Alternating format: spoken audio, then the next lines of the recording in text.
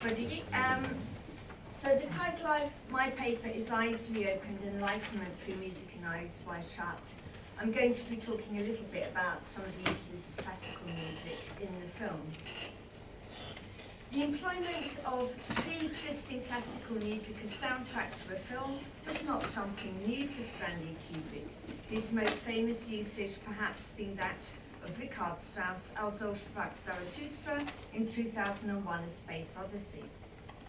From the directing of that film onwards, Kubrick highlighted pre-existing music in the scores of his movies. Indeed, Claudia Goldman argues that his, quote, strength as an auteur lay in his inspired handling of pre-existing music, unquote. As well as choosing pieces of classical music by Wolfgang Amadeus Mozart, Franz Liszt and Dmitri Shostakovich for Eyes Wide Shut, Kubrick selected a composition by György Ligeti, namely the second piece from Musica Ricercata, a set of piano pieces written between 1951 and 1953. The first piece of Musica Ricercata has just two pitch classes, A and D. The second has 3, the third has 4, and so on. But the last piece included all 12 pitches, that's the chromatic scale. So the second piece, the one that's heard in the film, has 3 pitches, which are E sharp, F sharp, and eventually G. Kubrick had used music by Ligeti previously in both the aforementioned 2001 and in The Shining. The soundtrack for Eyes Wide Shut also includes pre-existing non-classical music, and as we were hearing yesterday, music especially composed by Josephine. So in this paper, I'm going to focus on the inclusion of the Ligeti piece in 2 successive scenes, although I will be referencing its usage elsewhere, and I'll also be talking about music from Mozart's Requiem. So Bill, as we know, played by Tom Cruise, has been to the home of Domino, played by Vanessa Shaw, a prostitute with whom he had spent some time the previous evening, although they did not sleep together. Domino is not at home, but her flatmate answers the door and invites Bill inside. During their conversation, she informs Bill that Domino received some bad news that morning, namely that she is HIV positive. The next scene, underscored with Ligeti's music, shows Bill walking along the road, possibly thinking about his potentially lucky escape with Domino. The repetitive semitone intervals and occasional octave leaps of Ligeti's music can be heard as providing a menacing accompaniment to the visuals, as while walking, Bill becomes aware that he's being followed. He tries to get away from his pursuer by hailing a cab, but has no luck. As we hear repeated G's, sounding like ominous tolling bells that gradually accelerate, Bill stops at a nearby stall and buys a newspaper, seemingly more to watch the man following him than because it is something he needs. However, as will be seen, the purchase of the newspaper is to prove eventful. The stalker stops on the street corner, hands in pockets, watching Bill at the stall. He then crosses the road, observing him the whole time, but does not approach him, instead continuing to walk in the same direction until out of sight. Breathing heavily, the anxious Bill turns away and spots a cafe a few doors along. As he goes up the stairs, Ligeti's music stops. Right now here, I'm going to try and play the scene, so fingers crossed that it will work.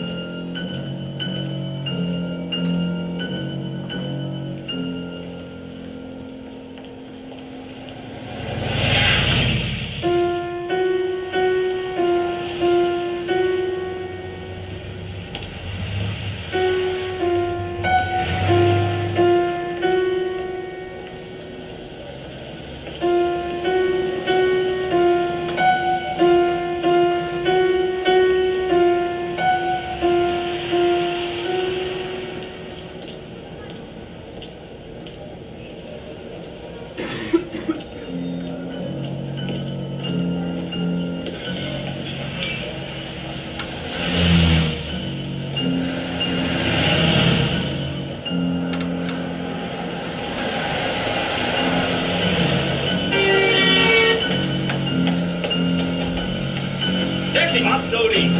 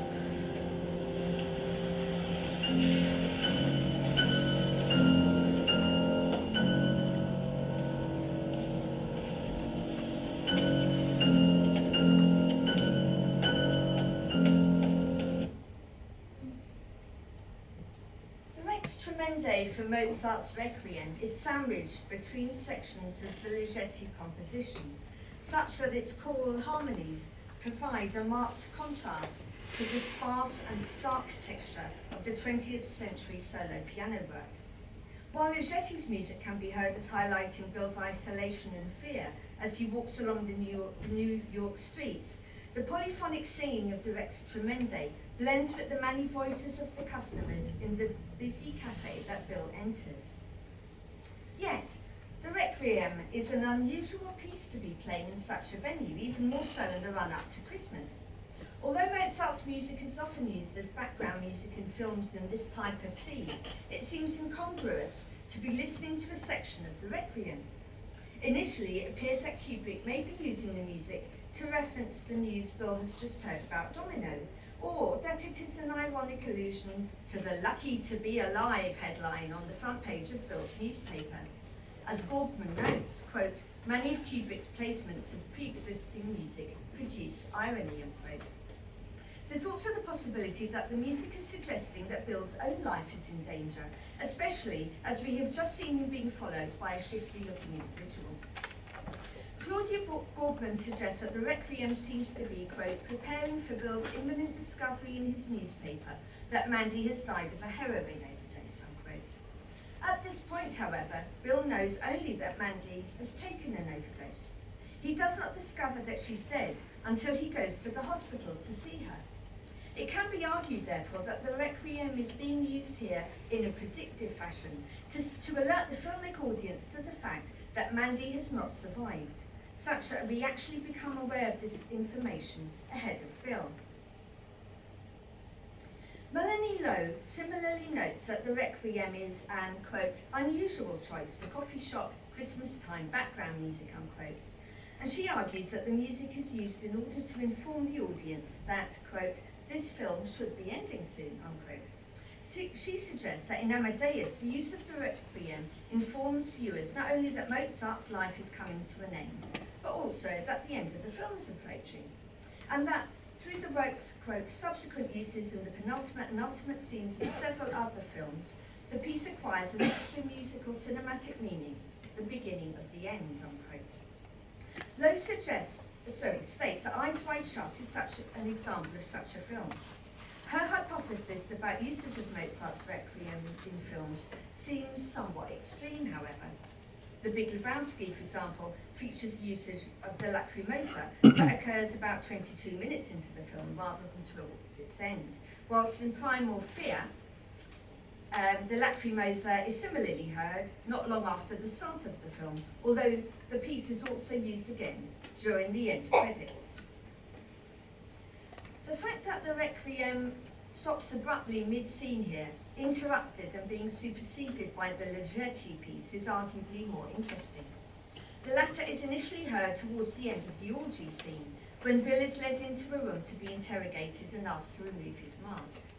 It's also used to underscore the scene in which Bill returns to the mansion the next day and is watched by the video camera outside before being given a warning letter.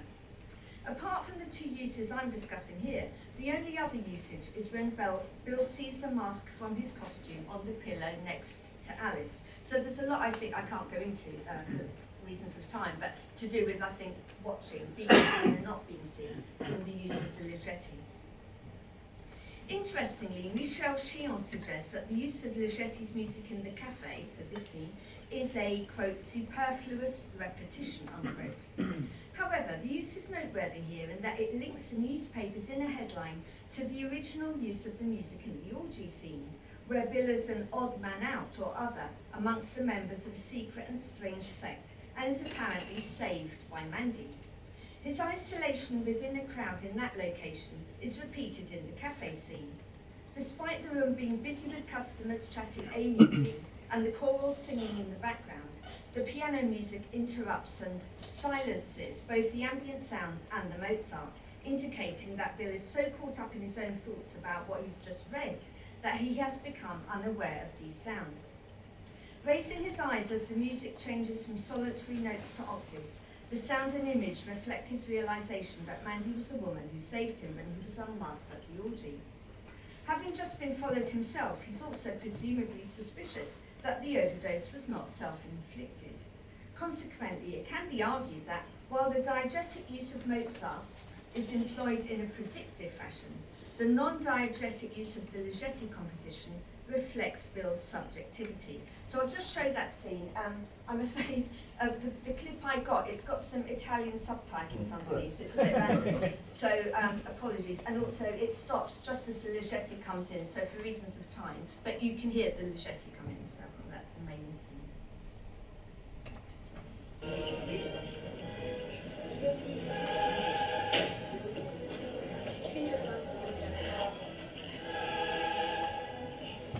Just have cappuccino. I'll bring it over to you. Thank you.